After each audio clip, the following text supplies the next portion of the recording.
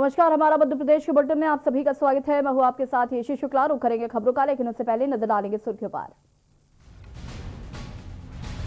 किसानों के विरोध प्रदर्शन को लेकर बैठक में गृह मंत्री अमित शाह, कृषि मंत्री, रक्षा मंत्री भी शामिल।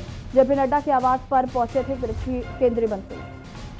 दिल्ली में किसानों ने दी चेतावनी, 3 बजे फैसला नहीं हुआ तो बैरिकेड तोड़कर जंतर मंतर जाएंगे।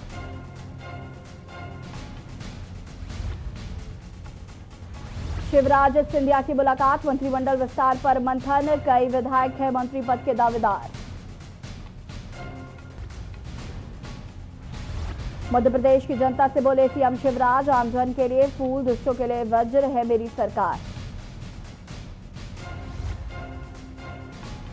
पीएम मोदी आज फिर लेंगे कोरोना वैक्सीन निर्माण का जायजा, वैज्ञानिकों से करेंगे बात।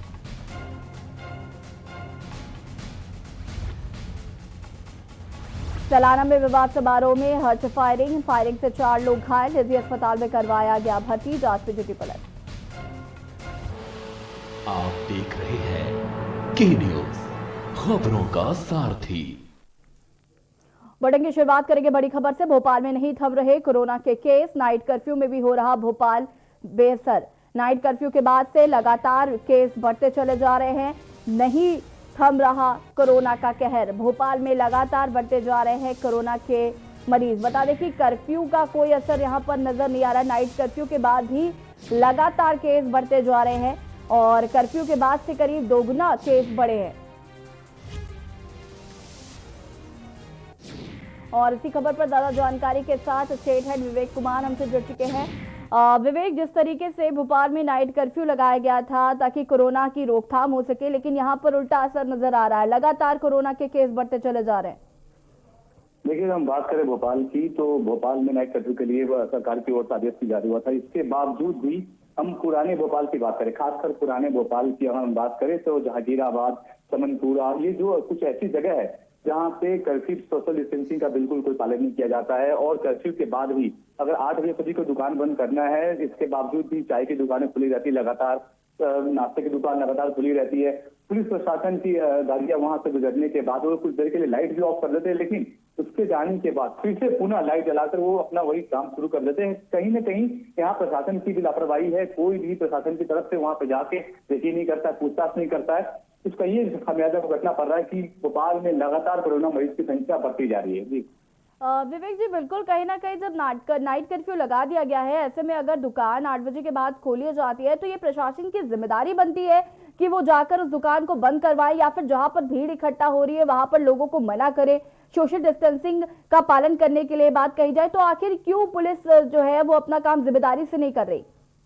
अगर हम बात करें तो पुलिस के बड़े आला अधिकारी, उनकी तरफ से आदेश आते हैं, फिर वो छोटे अधिकारियों को आदेश देते हैं। जो छोटे अधिकारी होते हैं अपने छोटे स्तर के अधिकारियों को बोलते हैं कि आप यहाँ पे पेट्रोलिंग करो जाकर। और ये जो पूरा मामला है ये बड़े अधिकारी के पास नहीं पहुंच पाता, छोटे स्तर पे बंद रहता है। या तो कुछ ऐसे पुलिस वाले हैं कि जो वहां पर जाते हैं, लेकिन सिर्फ नाम के लिए कागजों पे दिखता है कि उनकी ड्यूटी वहां लगी है, लेकिन बिल्कुल वहां पर जाकर वो लोगों से बात भी नहीं करते हैं, मना भी नहीं करते कि आप भीड़ मत लगाओ, या 8 बजे के बाद जो दुकानें बंद करनी है उससे भी बात नहीं करते हैं। तो ये पूरी की पूरी लापरवाही पुराने भोपाल, खासकर पुराने भोपाल में बार-बार इसलिए लगातार कर रहा हूँ क्योंकि पुराने भोपाल में खुद जा चुका। अभी खुद मैं रात को भी गया था, मैंने साफ तौर पे देखा एक भी दुकानदार 8 बजे का पालन नहीं कर रहा है, कर्फ्यू का पालन करता नजर नहीं आ रहा है।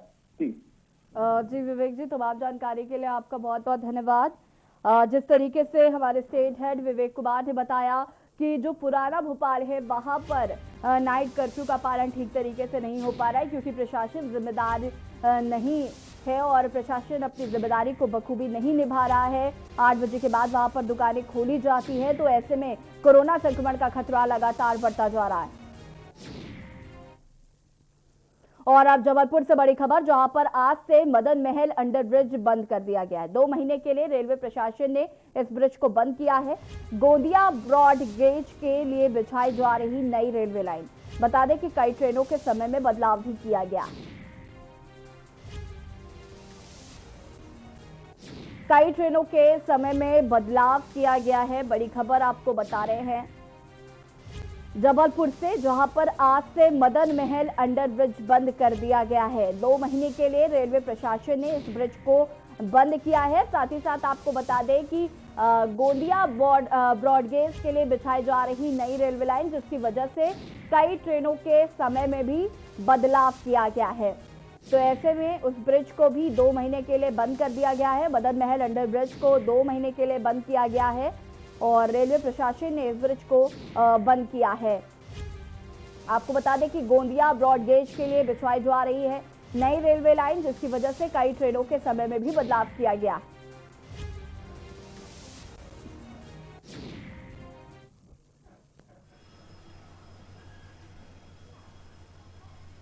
और अब मंडला से बड़ी खबर, जहां पर 2 बाइकों की आमने सामने टक्कर हो गई। बाइक सवार गंभीर रूप से घायल हो गए, जिसे अस्पताल में भर्ती कराया गया है। बिछिया से सिझोरा की तरफ जा रहा था बाइक सवार। मंडला जबलपुर रोड गुडली के पास की ये घटना बताई जा रही है।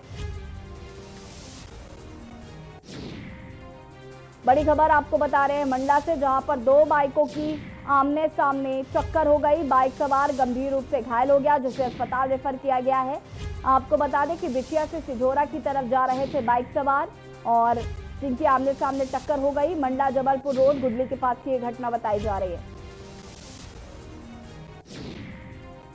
बड़ी खबर मंडला से, जहां पर 2 बाइकों की हुई आमने सामने टक्कर। बता दें कि बाइक सवार गंभीर रूप से घायल हुआ है, जिसे अस्पताल रेफर किया गया है। और बता दें कि बिछिया से सिझोरा की तरफ जा रहे थे बाइक सवार और मंडला जबलपुर रोड गुडली के पास की घटना बताई जा रही।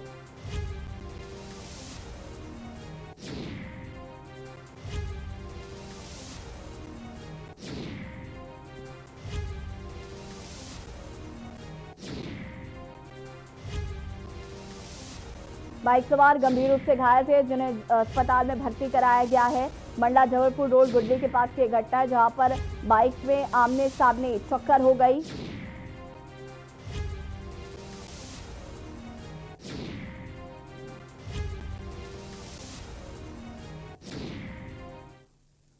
और अब कटनी से बड़ी खबर, जहां पर कैदी की मौत से जेल प्रशासन में हड़कंप मच गया। परिजनों ने जेल प्रशासन पर लगाए कई आरोप। 302 के मामले में जेल में बंद था कैदी रामप्रसाद पटेल और इलाज नहीं मिल पाने से रामप्रसाद की मौत हो गई, ऐसा परिजनों ने आरोप लगाया है।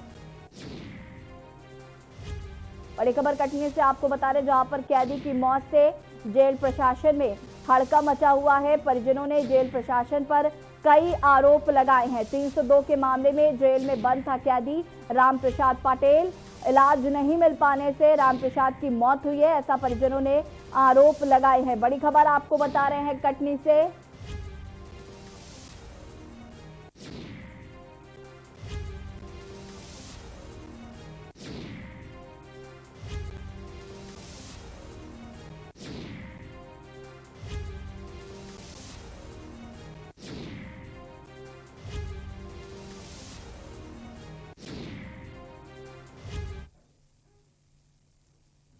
स्वास्थ्य मंत्री रामप्रभु चौधरी से के न्यूज संवाददाता विवेक कुमार ने खास बातचीत की है, आपको सुना देते हैं। लगातार कोरोना संक्रमण खतरे को देखते हुए बातचीत की गई है। लगातार मध्य प्रदेश की अगर हम बात करें तो कोरोना के मामले लगातार बढ़ते जा रहे हैं, लेकिन कहीं न कहीं कंट्रोल की अगर हम बात करें तो सीएम के द्वारा भी लगातार कवायद जारी है और स्वास्थ्य मंत्रालय की तरफ से भी लगातार सूचना देने के बाद भी कुछ तरह की ऐसी लापरवाही देखने को मिल रहा है। और इसी मुद्दे पर बात करते हैं मध्य प्रदेश के स्वास्थ्य मंत्री प्रभुराम चौधरी जी से। सर, लगातार प्रशासन के द्वारा, शासन के द्वारा कवायद जारी हो रही कि लोग कोरोना के समय अपने आप को बचा के रखें और सुविधाएं भी मेडिकल की काफ़ी ज़्यादा दी जा रही है, लेकिन अगर हम बात करें सीधी जिला का तो बिंदी होने के बाद सीधी जिले में अभी भी हॉस्पिटलों में लापरवाही साफ तरीके से देखा।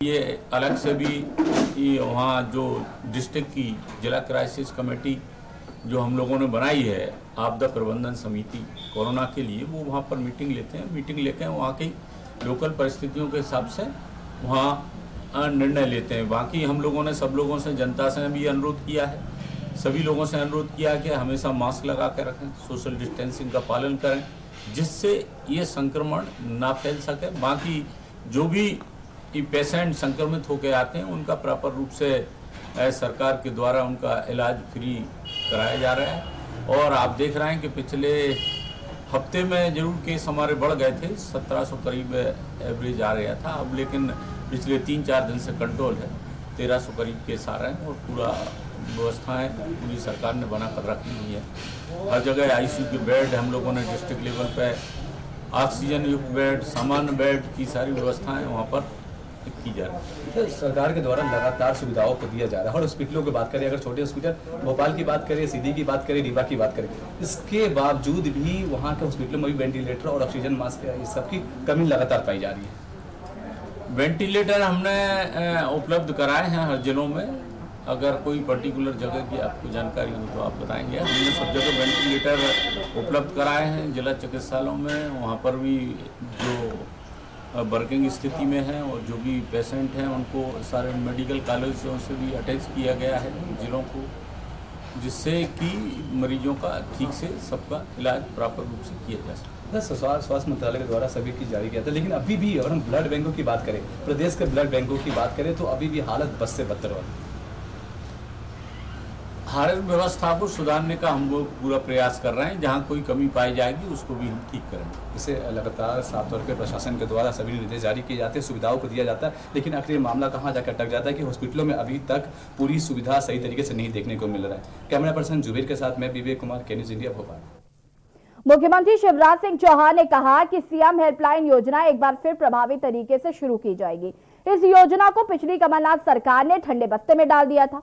इसके अलावा मुख्यमंत्री समाधान ऑनलाइन योजना भी फिर से शुरू की जाएगी। उन्होंने कहा कि दोनों योजनाओं की मॉनिटरिंग मैं स्वयं करूंगा। इसके साथ ही जिलों व गांवों की जनता की समस्याएं जानने और योजनाओं की जमीनी हकीकत पता करने के लिए औचक निरीक्षण भी करूंगा। हमारे यशस्वी प्रधानमंत्री श्रीमान नरेंद्र मोदी जी ने देश की संसद में 3 कानून बनाए। वो पूरी तरह से किसानों के हित में है। अब किसान को अपनी फसल बेचने की स्वतंत्रता, वो मंडी में बेचे चाहे मंडी के बाहर बेचे, वो व्यापारी को बेचे चाहे फूड प्रोसेसर को बेचे, एक्सपोर्टर को बेचे, अगर उसके घर बैठे उसे अच्छे दाम मिल रहे हैं तो किसी को तकलीफ क्या है, किसान का नुकसान क्या है। एक के बजाय अनेक विकल्प किसान को मिले। अगर कोई कॉन्ट्रैक्ट फार्मिंग करना चाहता है और कोई उसको बोनी के समय ठीक दाम दे रहा है और किसान को लग रहा है कि इस दाम पे जब मेरी फसल आएगी, उपज आएगी, बिकेगी तो मुझे फायदा है, तो किसी को दिक्कत क्या है। और वो भी ऐसे प्रावधानों के बावजूद कि अगर कीमत बहुत ज्यादा बढ़ गई तो किसान उस करार से बाहर भी आ सकता है। अगर कोई व्यापारी अनलिमिटेड किसानों की फसल को खरीदना चाहे, उत्पाद फल हो सब्जी हो खरीदना चाहे, तो उस पर लिमिट क्यों होनी चाहिए। अगर स्टॉक पर सीमा नहीं होगी तो खरीदी ज्यादा होगी, दाम ठीक मिलेंगे, इसमें किसी को क्या आपत्ति हो सकती है। और इसलिए मेरी अपील है कि किसान के हित में है ये तीनों कानून। एमएसपी की व्यवस्था लगातार जारी रहेगी, मंडियां समाप्त नहीं हो रही है। इसलिए हम पूरी ताकत से किसानों के हित साधने वाले इन कानूनों के साथ खड़े हैं। मेरे प्रिय किसान बहनों और भाइयों, हमने अनेकों कदम किसान के हित में उठाए। गेहूं की खरीद से लगा के अभी ज्वार बाजरे की खरीद, अब धान की खरीद लगातार जारी रहेगी। जो फसलें खराब हो गई थी उनके लिए आरबीसी 6.4 की राहत और मुआवजा की राशि पूरी किसान के खाते में डाली जाएगी, उसकी हम व्यवस्था कर रहे हैं।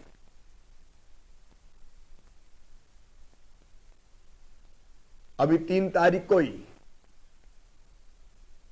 प्रधानमंत्री किसान सम्मान निधि के साथ जोड़ के जो मुख्यमंत्री किसान कल्याण निधि बनाई है, उसका पैसा फिर 5 लाख किसानों के खाते में जाएगा। 4,000 रुपया मध्य प्रदेश सरकार हर साल देगी 2 किस्तों में। एक ने अनेकों कदम किसान के हित में उठाए गए और आगे उठाते रहेंगे। आखिर खेती को फायदे का धंधा बनाना है, हम कोई कसर थोड़ी छोड़ेंगे। लेकिन मुझे यह बताते हुए भी खुशी है कि मेरी प्राथमिकता, राज्य सरकार की प्राथमिकता है सुशासन देना। और यहां पर वक्त हो गया एक छोटे से ब्रेक का। जल्द हाजिर होंगे।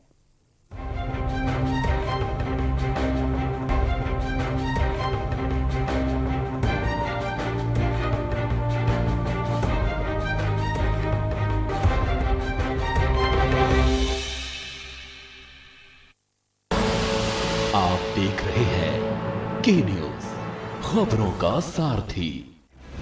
GGS Education Group launches 20% discount on academic fee of courses MBA, BBA, BCA, BFSI and GM, D Pharma, B Pharma. Offers best infrastructure, best transport facility, best academic service and best placement service. Register today to avail 20% discount. Call 9971 496 497 or visit the campus Kanpur Lucknow Highway near Unnao. GGS Education Group. Fit रहना है तो fitness health oil ले आओ। You are corrupt. हाँ, correct होता है बाबूजी। सही बोले हैं, तो ले आइए फिटनेस हेल्थ ऑयल। आप देख रहे हैं के न्यूज, खबरों का सारथी।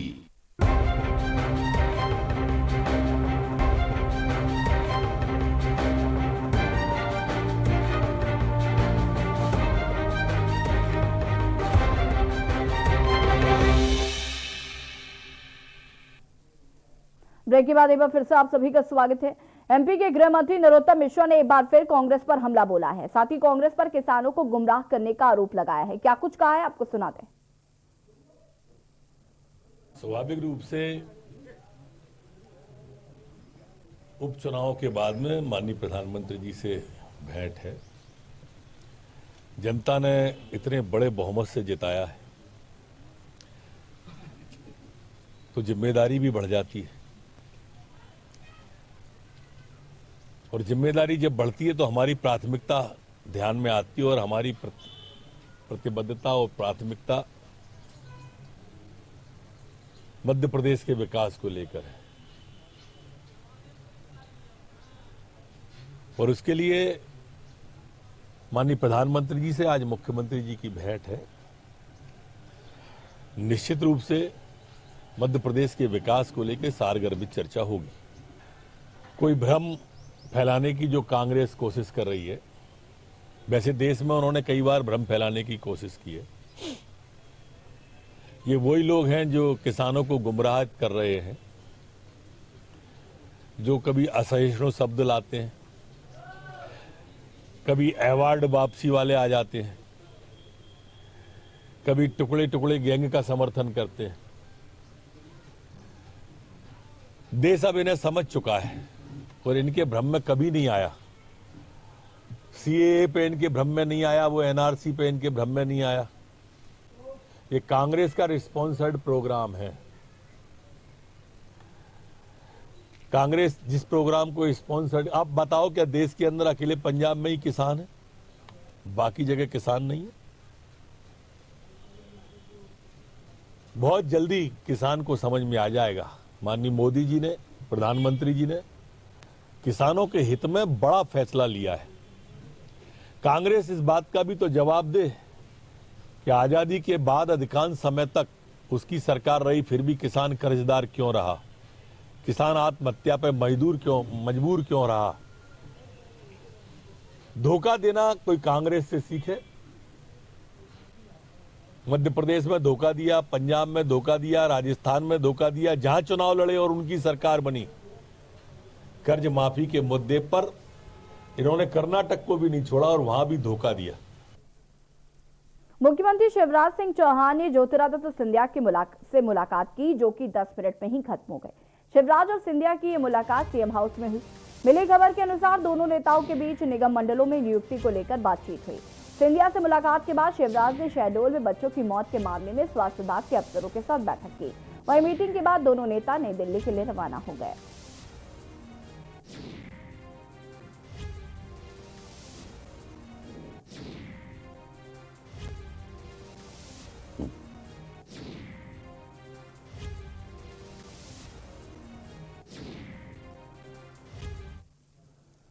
रतलाम के सैलाना में विवाह समारोह में हुए हर्ष फायरिंग से 4 लोग घायल हो गए।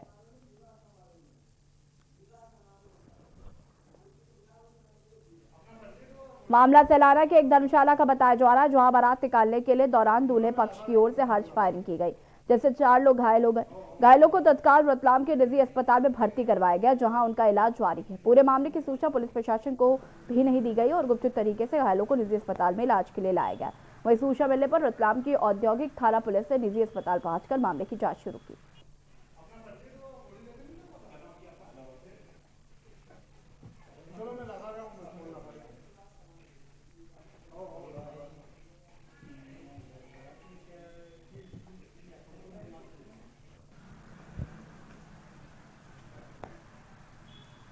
सिवनी जिले के बडौल थाना क्षेत्र में एक अनोखा मामला सामने आया, जहां एक ही समाज के 2 प्रेमी युगलों द्वारा बालिग होने पर प्यार में अपने परिवार को भी छोड़कर शादी का मन बना लिया था। लेकिन इन प्रेमी युगलों के परिवार वाले इनके प्यार को शादी में बदलने के विपक्ष में थे और दोनों ही परिवार के लोगों द्वारा एक दूसरे के बीच दुश्मनी पर उतारू होकर एक दूसरे के खिलाफ बडौल थाना पर रिपोर्ट दर्ज करने के लिए तैयार हुए। लेकिन बडौल थाना प्रभारी की सजगता के चलते बालिग प्रेमी युगल एवं उनके बालिग परिवारजनों को बुलाकर आपसी रजामंदी से थाना परिसर में ही विवाह कराते हुए 2 परिवारों के रिश्तों में आने वाली दरार को रोका गया। साथ ही दोनों प्रेमी युगलों की परिसर में शादी उपरांत तो दोनों ही परिवारजनों द्वारा आशीर्वाद देते हुए बडौल थाना प्रभारी दिलीप पंचेश्वर का भी आभार माना।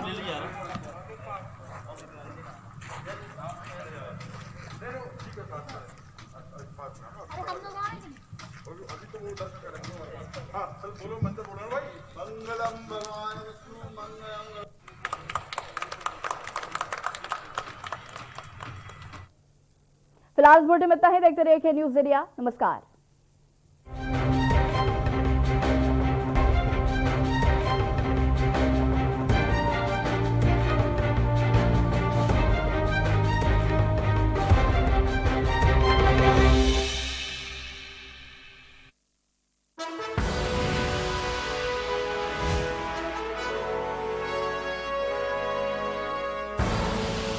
आप देख रहे हैं के न्यूज़, खबरों का सारथी। खुदी को आजमाया है